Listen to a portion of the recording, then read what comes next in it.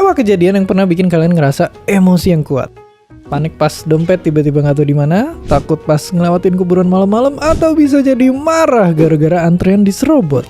Oke, kalau kalian pernah ngalamin kejadian yang bikin emosi kesulut kayak tadi, selamat. Soalnya ternyata 1 dari 10 orang tuh kesusahan bahkan nggak bisa ngerasain emosi sama sekali. Salah satunya, mas-mas yang satu ini. Dia nggak pernah ngerasain perasaan apapun, termasuk rasa senang. Bahkan pas anaknya baru lahir, dia nggak ngerasa terharu.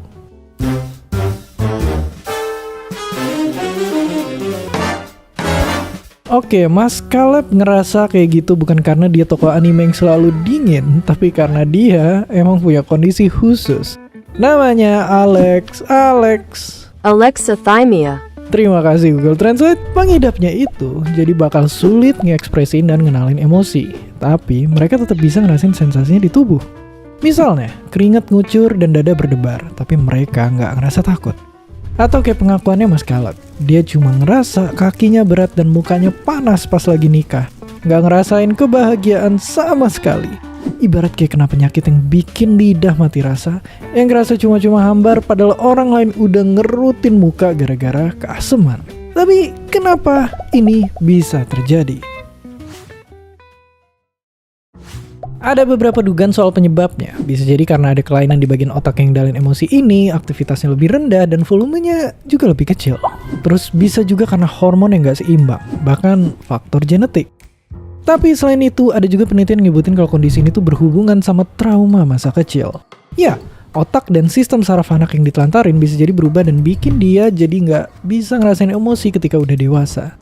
Tapi sampai sekarang, para ahli masih nyari tahu penyebab kondisi ini. Sayangnya sampai sekarang belum ada obat atau solusi untuk ngatasinnya. Salah satu penyebabnya itu karena kondisi ini sering muncul bareng sama gangguan lain. Misalnya gangguan kecemasan atau gangguan kepribadian. Bahkan setengah populasi orang dengan gangguan autis juga ngalamin kondisi ini. Tapi banyak pengidapnya termasuk Mas Caleb yang ikut terapi buat ngenalin perasaan. Jadi setiap ada kejadian di tubuh, dia berusaha buat nyari tahu ini tuh sebenarnya emosi apa. Terus dia baru bisa ngasih respon yang sesuai. Dan pada akhirnya sama kayak rasa makanan yang lidah kita rasain, emosi juga punya peran penting dalam kehidupan kita. Dan kalau kata ilmuwan ini, perasaan ada buat ngebantu kita ngambil keputusan hidup yang penting. Nggak cuma emosi positif kayak senang dan bahagia, emosi negatif juga penting buat dirasain. Karena mirip rasa sakit, mereka ngasih sinyal kalau ada masalah.